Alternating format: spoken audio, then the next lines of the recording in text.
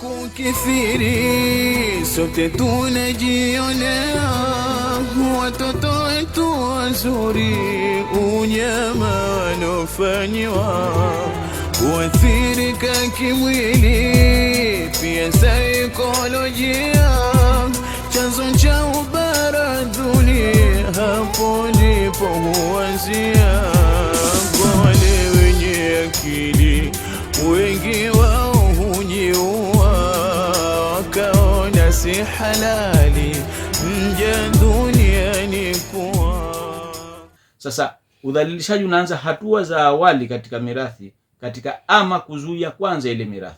Na wakati mwingine wengine wanaeleza nyinyi ndio warathi, lakini anaficha, pengine anafahamu kwamba huyu ana mali pahali fulani, ana kitu fulani, lakini anaficha kwa maslahi yake. Kuingilia kinyume na maumbile ni kosa, na kifungu cha kwanza kile anashtakiwa yule ambaye anafanya, lakini vile vile yule ambaye anafanya na vile vile anashtakiwa.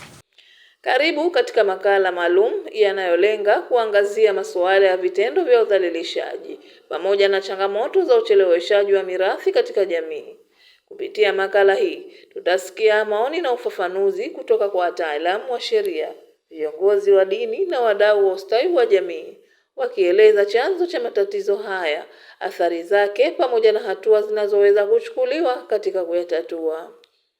Sambamba na hilo, tutachunguza namna ucheleweshaji wa mirathi unavyoweza kusababisha migogoro ya kifamilia na kuchangia kujitokeza kwa vitendo vya udhalilishaji.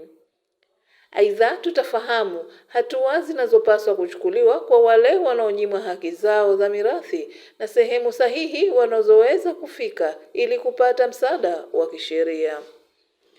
Kwa kuanzia, hebu tumsikilize ndugu Rashid Mshamata kutoka ofisi ya wasaidizi wa sheria wilaya ya Wete, ambaye pia ni mratibu wa mradi huu, akieleza kuhusu lengo la mwelekeo wa shughuli hizi. Jina langu ni Rashid Hassan Mshamata, natokea jumuiya ya wasaidizi wa sheria wilaya ya Wete kwa maarufu WEPO. Kama ulivyozungumza, ni mwendelezo wa vipindi vyetu ambavyo kwa tunawefanya sisi kama wasaidizi wa sheria katika kampeni ya kupiga vita ya masuala ya udhalilishaji. Tunakuwa tunafanya vipindi hivi na sisi tunashirikiana na wenzetu kutoka UNDP, tukiwa chini ya ufadhili wa Irish Embassy au balozi kutoka Ireland. Hawa ndio wanatuwezesha kuhakikisha hizi programu zinaendelea. Sisi kama ulivyogusia ni kwamba lengo kubwa ni kupambana na masuala haya ya udhalilishaji, masuala ambayo kuwa tunapiga kelele kila uchao. Serikali inapiga kelele na sisi kama taasisi za kiraia pia tunapiga kelele kupinga masuala haya, lakini still tunahitaji wengine wanahitaji kupata zile mambo ambayo kwa tunaona tunatoa lawama zaidi kwa jamii au kwa vyombo vya vinavyoshughulikia masuala haya kutoa haki, lakini kiujumla kuna taratibu ambazo kwa pengine zinakosewa, na hapa mwisho tutaingiza kwenye masuala ya lawama kwa hivi vyombo. Na ndio hapa ninao wenzangu hapa leo ambao kwa watajikita zaidi katika kuongea masuala hayo. Nafikiri mwisho naamini jamii iko siku itaweza kubadilika na kuweza kuwa kwa pamoja kupambana na masuala haya na kuhakikisha kwamba Zanzibar masuala yanapoondoka yanapungua kwa kiasi kikubwa. Baada ya hapo, tunamkaribisha Ustadhi Idi Juma Haji kutoka ofisi ya Wakfu na Mali ya Amana Pemba, akifafanua kuhusu masuala ya mirathi kwa mujibu wa dini ya Kiislamu. La kwanza kabisa katika sababu hizo ni kumnyima mwanamke haki yake ya mirathi, kuonekana kwamba huyu kwa sababu ni mnyonge, kwa hivyo iwe ni mke, ni kizuka, ama ni dada, ama ni mtoto wa kike, basi huyo atanyimwa haki yake ya mirathi. Jambo jingine linalopelekea watu kudhulumiana katika haki za mirathi ni kuchelewesha kurithi ama kuzuia wengine kuwa hawataki wengine warithi. Na sababu kubwa inayopelekea kwamba mwingine kuzuia watu wasirithi, yeye ndo anakuwa ni mnufaika mkubwa sana. Lakini pia jengine ni kujimilikisha. Baadhi ya watu wanajimilikisha haki ambazo si za kwao. Kweli utaisimamia mali wenyewe wako wadogo, lakini wakiwa wakubwa wanatakiwa wapewe wenyewe haki zao. Sasa katika jamii yetu unapokwenda kudai haki ya mirathi, basi inaonekana wewe ulikuwa ni adui wa huyu marehemu, na ulikuwa ukiomba kwamba afe ili upate haki ya mirathi. Lakini pia miongoni mwa sababu zinazopelekea watu kudhulumiana ni kutokuogopa kula mali ya yatima. Allah subhanahu wa ta'ala mwenyewe amelitawalia kwenye Qur'ani. Kuna swala, kuna funga, kuna zaka, kuna hija. Hivi kavitaja jumla kwenye Qur'ani. Lakini mirathi ameitaja yeye mwenyewe kwamba nani anapata nini, nani anapata hichi, nani hapati. Kwa hivyo kila mmoja wetu anapaswa aelewe kwamba swala hili ni swala la kiimani. Na mwenyewe Allah subhanahu wa ta'ala asema lirijali nasibu mimma taraka alwalidani wal aqrabun, kwamba wanaume wana sehemu katika kile kilichoachwa na jamaa zao wa karibu, hiyo ni wazazi wao ama watu wao wa karibu. Katika mali walizoacha watakuwa wana haki, wanastahiki. Walinisai nasibu mimma taraka alwalidani wal aqrabun, lakini pia na wanawake na wao wana sehemu katika kile kilichoachwa na wazazi wawili au watu wao wa karibu. Katika mgawanyo wa mirathi, je, makubaliano ya kifamilia yana nafasi gani? Mfano, mzazi alikuwa ana mali ndani ya kisiwa cha Pemba na nje ya kisiwa cha Pemba. Kuna wengine wanaishi Pemba, wengine wanaishi nje ya Pemba. Wakasema tu basi, kwa vile sisi huku na baba akishakufa, sisi tutakuwa huku Pemba tena kuja ni nadra, na maisha yetu sisi yako nje ya hapa, basi sisi za kule tunachukua na nyinyi chukueni za huku. Hiyo kama kuna makubaliano ya warathi wote, hakuna tatizo. Katika mtazamo wa dini, je, inakubalika kwa ndugu wa marehemu kumrithi mjane?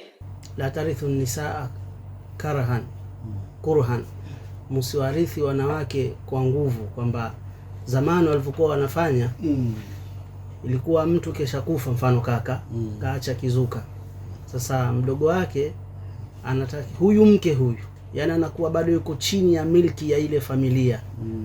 Wao wakiamua watamuoa, au kama anakuja mwingine kumuoa, aje amtake pale kwenye familia aliyoolewa, atoe mahari pale, au wakiamua ndo watamwachia aondoke.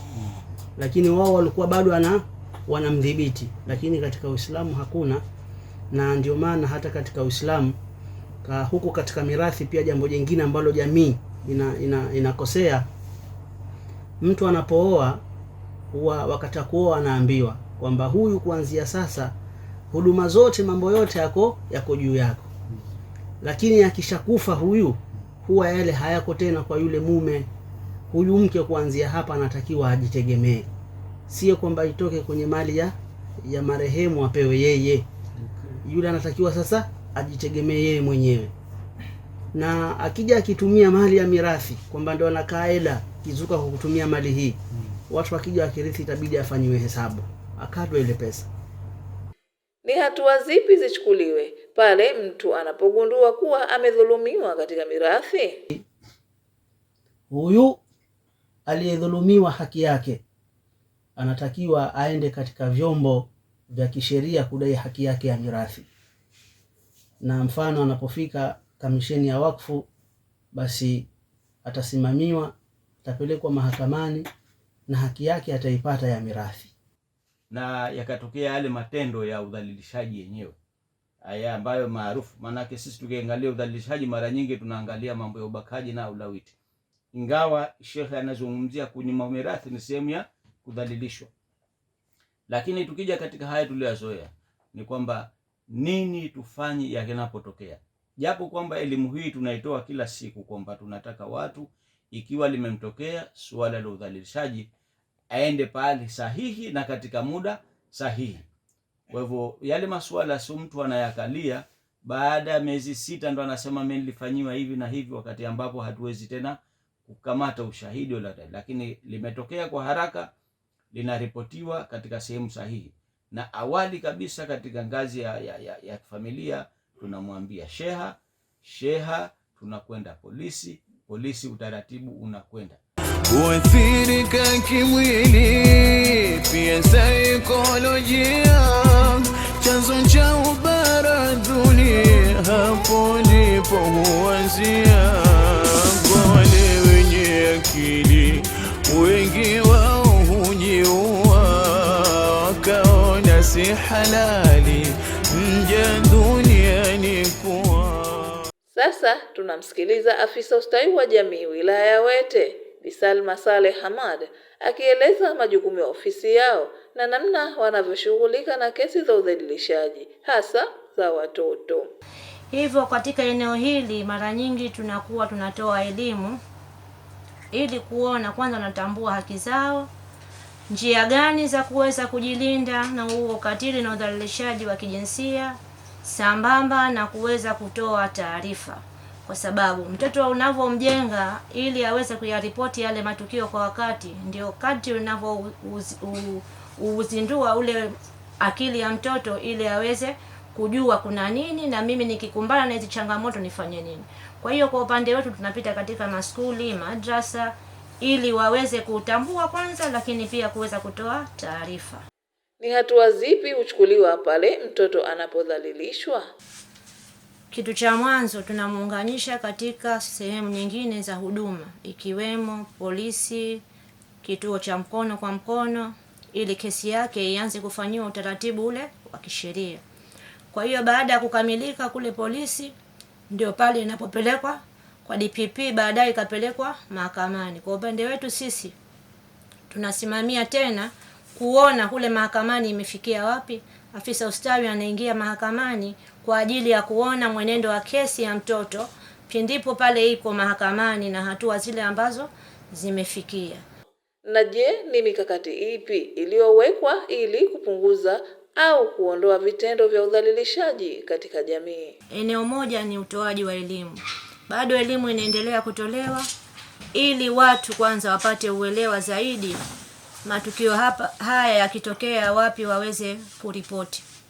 Lakini pia tunaziimarisha kamati zetu zile za shehia.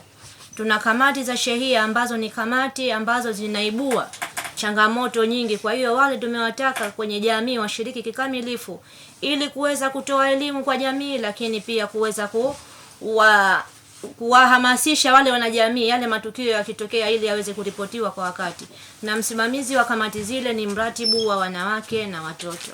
Lakini tuna mpango mwingine ambao mpango huu tunaona utatusaidia sana, ni mpango uliozinduliwa na serikali, mpango wa malezi ya walezi.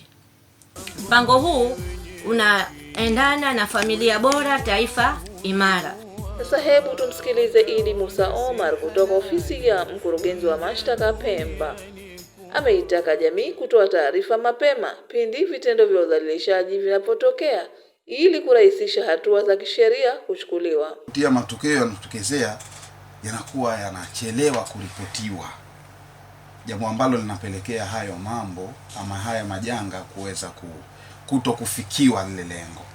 Unakutia tukio limetokea tarehe 1, inaenda kuripotiwa tarehe 10. Tarehe 10 kuna vitu vya msingi ilikuwa vinatakiwa vifanyike kwenye ile scene of crime eneo kabisa au pale inatakiwa vifanyike. Ushanaji wa ushahidi, kwa mfano kama mtoto kadhalilishwa, nguo alizokuwa kavaa, zile swabu ambazo kwa pengine ingiliwa kwa muda ule litakiwa vichukuliwe na vitu vingine. Sasa unaenda tarehe 10 naenda kupeleka kielelezo gani? Huo ushahidi utakuwa uko vipi? Itakuwa tayari tumechelewa na hatuwezi tukafikia lengo. Aidha, ameeleza kuwa katika kila shehia kuna viongozi wakiwemo sheha na polisi wa shehia ambao wana jukumu kubwa la kushughulikia masuala hayo kwa karibu zaidi na wananchi. Kuwa na uelewa tosha kwenye jamii zetu dhidi ya watoto wetu, dhidi ya familia zetu na dhidi ya kuwa karibu na vyombo vyetu vile vya sheria pamoja na haki, jinsi gani ama ni vipi tutapambana na mambo haya na ni vipi tutajikwamua kwenye mambo kama haya ya udhalilishaji na mambo mengine. Mimi naamini kama tutakuwa karibu na hayo mambo, basi haya mambo yanaweza kupungua au kuondoka moja kwa moja, na naamini huko ndo tunakokwenda. Muhimu wa kulinda haki za wahanga ama victim wanaopatwa na makosa kama haya ya udhalilishaji.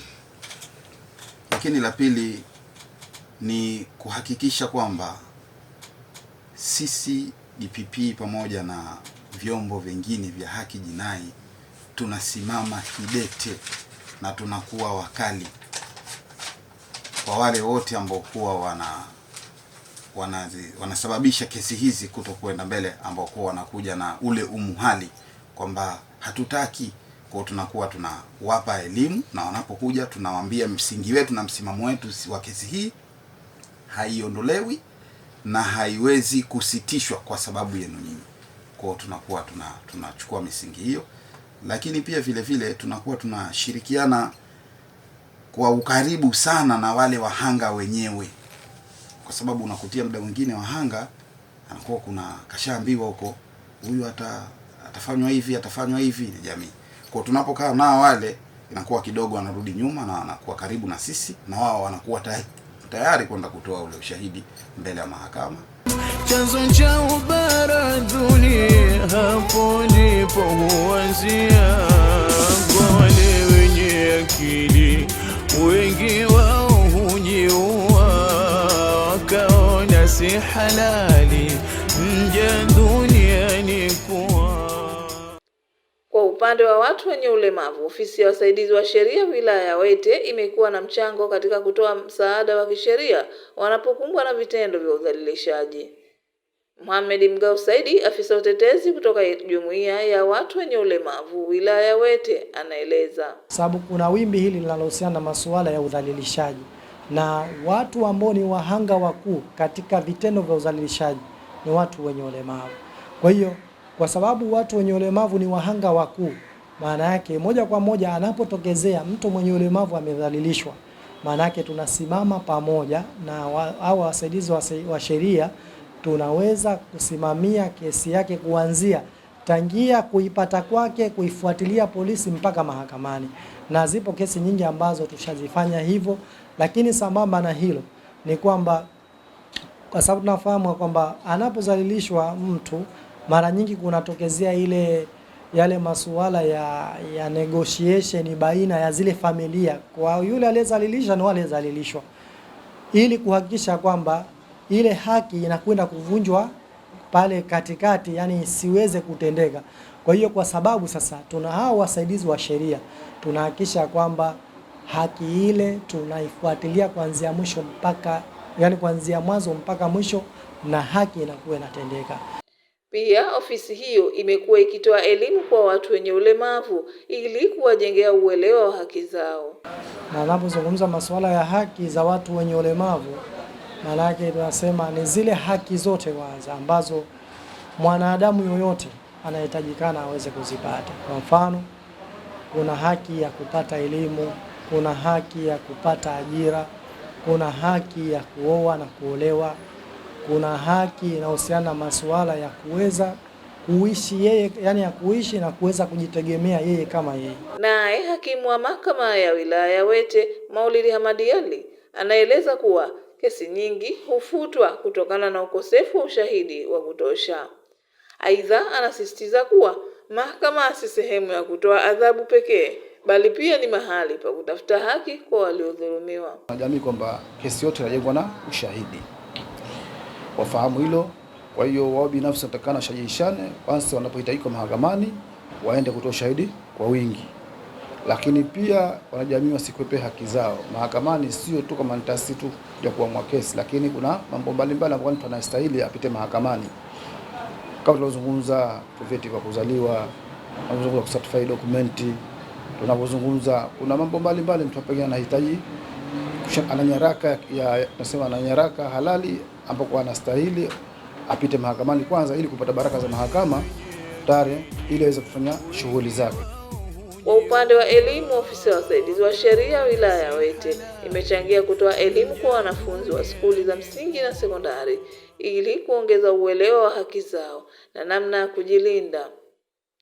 Afisa taaluma wilaya ya Wete Bibadiura Suleiman Abdullah anasema jumuiya yetu hii ya wasaidizi wa kisheria inafika katika maskuli yetu mbalimbali ya sekondari pamoja na msingi kutoa elimu namna gani ya kuweza kusimamia mtu haki yake baada ya kupata udhalilishaji wa aina yoyote ile, kama ni wa kimwili, kiakili, kwa aina yoyote tu. Na hii ina mifano haya ambayo imeshatokea katika wilaya yangu ya Wete. Kulikuwa na vijana ambao walidhalilishwa na kukomelewa ndani kabisa. Lakini kupitia jumuiya yetu hii ya msaada wa kisheria walimpata yule mzee, yule mtoto na wakamtafutia msaikolojia, akaweza kupewa maelezo ya kitaalamu mpaka akajielewa na kuamua kudiskuti. Sasa hivi anaendelea na masomo yake. Pia wanasaidia hata walemavu ambao wamo ndani ya maskuli yetu, ambao wazee wamewakomelea ndani hawapeleki skuli, lakini kupitia jumuiya hii wanafuata pale walipo katika eneo husika, na mpaka sasa hivi tunao vijana ambao wako Pujini kule katika skuli iliyofunguliwa ya mahitaji maalum, wanaendelea na masomo yao kama kawaida. Pia wanasaidia kueleza walimu na wanafunzi kuweza kujua haki zao za msingi katika hii sheria, na wajue ni udhalilishaji ni kitu gani. Ukifanya nini umedhalilishwa na ukifanya nini umedhalilishwa, wao wanaeleza. Hata leo tu walikuwa kwa skuli ya Fundo sekondari, walikwenda kuzungumza na walimu pamoja na wanafunzi kuwaeleza haki mbalimbali za kisheria na gani mtu anaweza kulinda haki yake na kupata haki yake na wapi aende kutafuta haki yake msingi. Hamis wa Kisimai pamoja na Rashid Hamasa Ali kutoka ofisi ya wasaidizi wa sheria wilaya ya Wete wakitoa wito kwa wadau na jamii kushirikiana katika kupambana na vitendo vya udhalilishaji. Wanaofanywa hivi vitendo vya udhalilishaji sana ni watoto wadogo, lakini bado wanaitwa mahakamani kwenda kutoa ushahidi kwa vile ni competent. Isipokuwa sasa hii sheria ushahidi imeweka utaratibu kwa mtoto wa aina hii, ili ushahidi wake upokelewe mahakamani, kuna mambo lazima yafanyike. Kiutaalamu tunasema kuna kitu kinaitwa VADA test. Maana yake lazima VADA test kwanza ifanywe na hakimu anayemsikiliza ule mtoto, ili kujiridhisha kwamba huyu mtoto ana uwezo wa kutoa ushahidi na kujibu maswala ambayo atanani. Kadhalika kwenye sheria ushahidi imeelezwa kwamba nani ana wajibu wa kuthibitisha, yani burden of proof, kwamba sheria inasema he who allege must proof. Manake anayedai lazima athibitishe.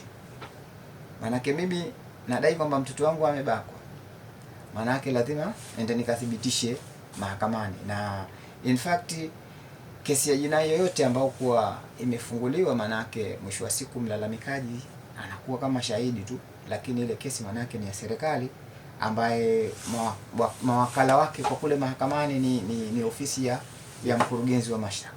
Sasa sheria namba 6 kwa maana kama kanuni ya adhabu imeelezea kwamba kuingilia kinyume na maumbile ni kosa, na kifungu cha kwanza kile anashtakiwa yule ambaye anafanya, lakini vile vile yule ambaye anafanya na vile vile anashtakiwa.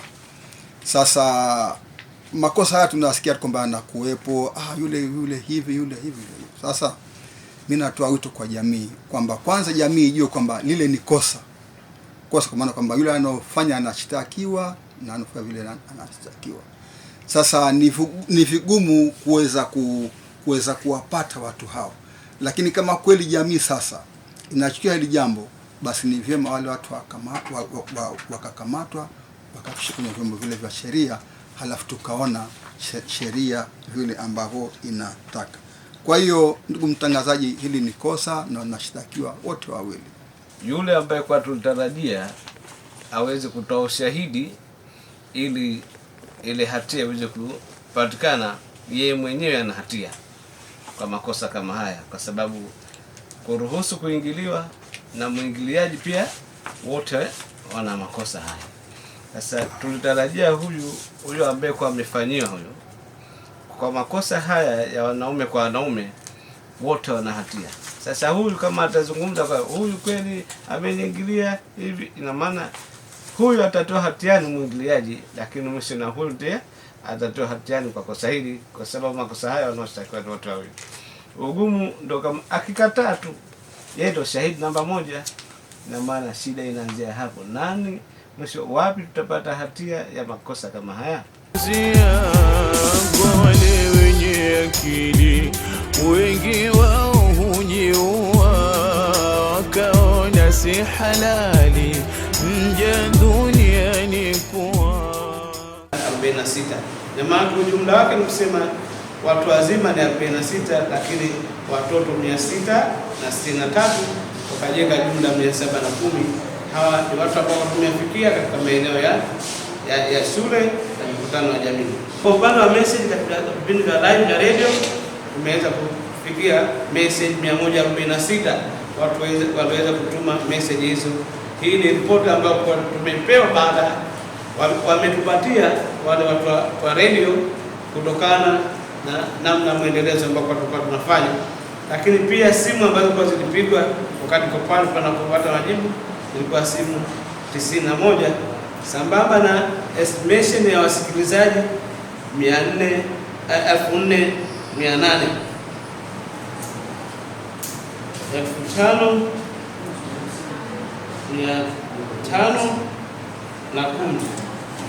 5,510. Hii ni data ya jumla ya jamii wote ambao kwa tumewafikia kwa kipindi hichi. Kwa hiyo mwenyekiti, naomba niwasilishe ili baadaye tuongoze kama utaratibu ulioanza ili tuweze kuendeleza kupata mjadala pamoja. Kwa ujumla, ushirikiano wa jamii, taasisi za serikali na wadau mbalimbali ni muhimu katika kupambana na vitendo vya udhalilishaji na kuhakikisha haki za mirathi zinapatikana kwa wakati. Makala hii imeandaliwa na kusimuliwa nami Mwamizi Mohamed.